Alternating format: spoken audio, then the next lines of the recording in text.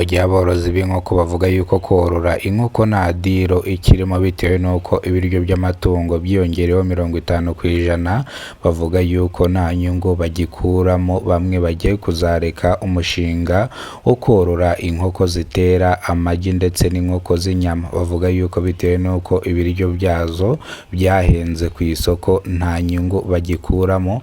Bavuga yuko rero bamwe iyi mishinga bazayihagarika.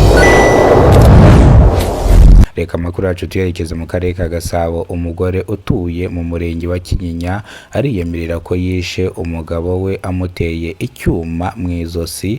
Abahaye TV na Radio 1 amakuru bavuze yuko akimara kumutera icyuma yahise afata telefoni ahamagara nyirabukwe ababwira yuko amaze kwica umuhungu wabo.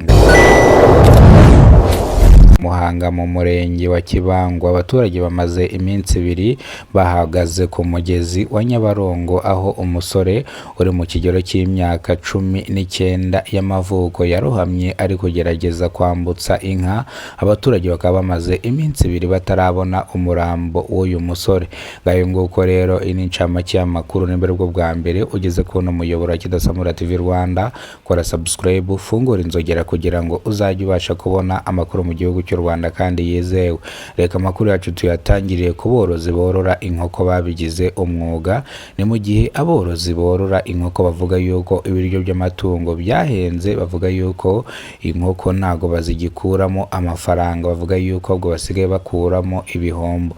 Gusa abaturage borora inkoko babigize umwuga bafite imashini zituraga amagi bavuga yuko inkoko zunguka cyane ugereranyije n'ibindi byose bakunze gukora nko korora inka, korora ingurube cyangwa intama. Bavuga yuko ubworozi bw'inkoko bugira inyungu cyane. Abaturage borora inkoko zitarenze 30 bavuze yuko nibo batabona umusaruro uhagije bitewe n'ibintu zino nkoko zirya.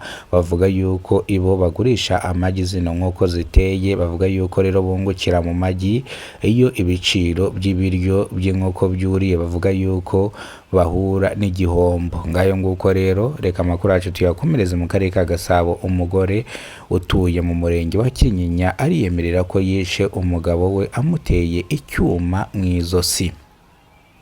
Abaturage bahaye amakuru TV na Radio 1 bavuze ko akimara kumwica yahise afata telefoni ahamagara kwa nyirabukwe avuga yuko yishe umuhungu wabo. Abaturage basabiye uyu mugore igihano cyangwa igifungo cya burundu bitewe n'icyaha yakoze cyo kwica umugabo wiwe amuteye icyuma mu izosi. Ese imva n'imvano ni iyihe? Kuki uyu mugore yiyiciye umugabo? Ibingibi ntago biratangazwa, nibitangazwa muraza kuyibamenyesha.